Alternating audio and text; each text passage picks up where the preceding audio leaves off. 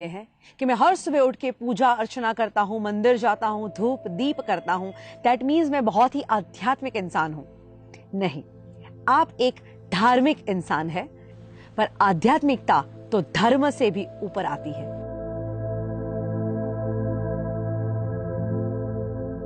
मुझे लगता है कि रियल स्पिरिचुअलिटी या सच्ची आध्यात्मिकता उसे कहते हैं जब आपके अंदर आपकी वजह से किसी और का भला हो की भावना जन्म लेती है। अगर आपकी वजह से किसी का अच्छा होता है तो सही में आप एक आध्यात्मिक इंसान बन सकते हैं। मदर टेरेसा एक आध्यात्मिक लेडी थी जिन्होंने अपने बारे में नहीं औरों के बारे में सोचा। एंड ये भावना तो कुदरत ने हर इंसान के अंदर दी है, बस उसे जगाने की जरूरत है। कहते हैं जब आप दूसरों की मदद करते हैं तो ऊपर वाला तुम्हारी मदद करता है। एंड जब आप दूसरों की मदद करते हैं ना, वो आपको रिवॉर्ड करता है। किस चीज से? बेहद खुशी से, बेहद सुकून से। आप याद करिएगा, आपने जीवन में कभी भी निस्वार्थ भावना से किसी की मदद की होगी तो डेफिनेटली दिल को बहुत ही सुकून मिलता है। इसलिए मैं कहती हूं, हमेशा औरों की मदद करना शुरू कर दीजिए, एंड ऑफ कोर्स निस्वार्थ भावना के साथ। कई बार मैं जब मदद करने की बात कहती हूँ तो कई लोगों को ये लगता है कि जब मैं किसी की मदद करता हूँ मतलब मेरे पास से कुछ जाता है। बट रियल डेफिनेशन आप किसी को मदद करने की या हेल्प करने की समझेंगे तो मदद करने से कभी किसी का कुछ नहीं जाता। अरे वही चीज मल्टीप्लाई होके जीवन में वापस आता है। इसी को समझाने के लिए मैं आपको एक स्टोरी सुनाती हूँ।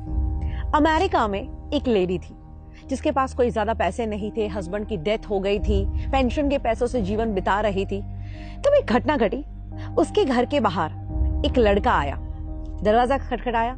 वो देखती है, वो 14-15 साल का एक लड़का जो सेल्समैन था और अपनी प्रोडक्ट्स बेचने के लिए आया था। ये लेडी के पास उतने पैसे नहीं थे तो उसने कह दिया कि देख बेटा, मेरे पास इतने पैसे नहीं है, मैं तुझे गलत उम्मीद नहीं दूंगी, मैं तेरी चीज वस्तुएं खरीद नहीं पाऊंगी, पर 2 मिनट तू मेरे घर में आ।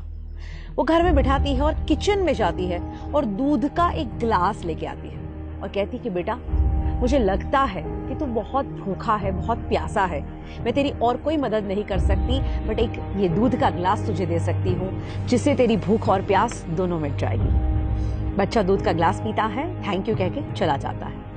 इस घटना को और 15 साल बीतते हैं। अब तो ये लेडी बहुत बुजुर्ग हो चुकी है और एक दिन उनको हार्ट अटैक आता है।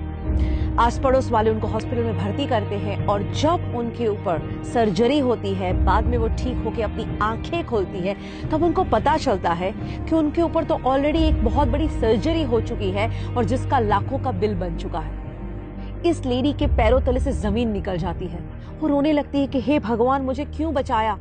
अब मैं ये बिल कहां से पे करूंगी, मैं ये पैसा कैसे दूंगी? और 2-3 दिन वहां पे वो इतनी उदासी के साथ बिताती है। वो सोचती है मैं किसकी मदद मांगू। आखिर में उसका डिस्चार्ज का डे आता है। अभी भी उसको कुछ नहीं सूझ रहा, बिकॉज उसके कुछ ज्यादा रिलेटिव्स नहीं थे, ऐसे कोई लोग नहीं थे जो उसकी मदद कर पाए। वो भारी भारी कदमों से चलते हुए रिसेप्शन के काउंटर पे पहुंचती है। सोचती है मैं उनसे क्या बात करूंगी। वो कहती है मेरा बिल दिखाइए। वो बिल देते हैं एंड अप्रोक्सीमेटली 5 लाख रुपए का उसका बिल आया है। वो बिल देखती है पर उनको ताज्जुब होता है क्योंकि उस बिल के नीचे लिखा था ऑलरेडी पेड, एंड उसके नीचे लिखा था thank you for the glass of milk. यानी वो लड़का जिसको उन्होंने एक दूध का ग्लास दिया, दोस्तों आज वो बड़ा होके एक डॉक्टर बन चुका है और उसी की हॉस्पिटल में ये लेडी आती है और वो देखता है कि ओ माय गॉड, ये तो वही लेडी जब मैं कुछ नहीं था और उन्होंने मुझे दूध का ग्लास दिया था। आज ये ऋण चुकाने का मौका मिला है, क्यों ना मैं अपना ऋण चुकाऊं, क्यों ना इनका बिल मैं ही भर दूं। इसीलिए तो कहते हैं कि जब आप अच्छे काम करते हैं, दुनिया गोल है, जो अच्छे काम भेजे हैं सब लौट के वापस आते ही हैं। बट अच्छी बात क्या है कि कुदरत इतनी मेहरबान है हम पे कि जब हम कुछ छोड़ते हैं उससे कई गुना बढ़ के ये लाइफ में वापस आती है। हम हमेशा पूरी जिंदगी लगे रहते हैं दुनिया को इम्प्रेस करने में, बट अगर सही में इम्प्रेस करना है ना तो उस ऊपर वाले को कीजिए।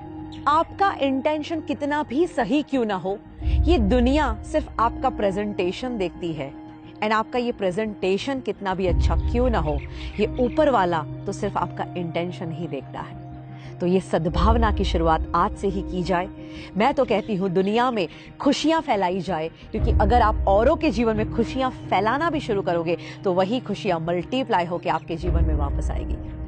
भगवत गीता में बहुत ही सुंदर कहा गया है कि इस दुनिया में कोई भी इंसान अगर दुखी है तो तुम लंबे समय तक खुश नहीं रह सकते।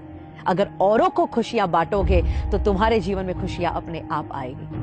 और मैं तो कहती हूँ आज के इस दुनिया में किसी के चेहरे पे स्माइल ले आना वो भी एक बहुत बड़ा आध्यात्मिक काम है। कहते हैं एक उदास चेहरे पे एक प्यारी सी मुस्कुराहट आ जाए और अगर उसकी वजह तुम हो तो समझ लेना इस दुनिया का सबसे धनवान इंसान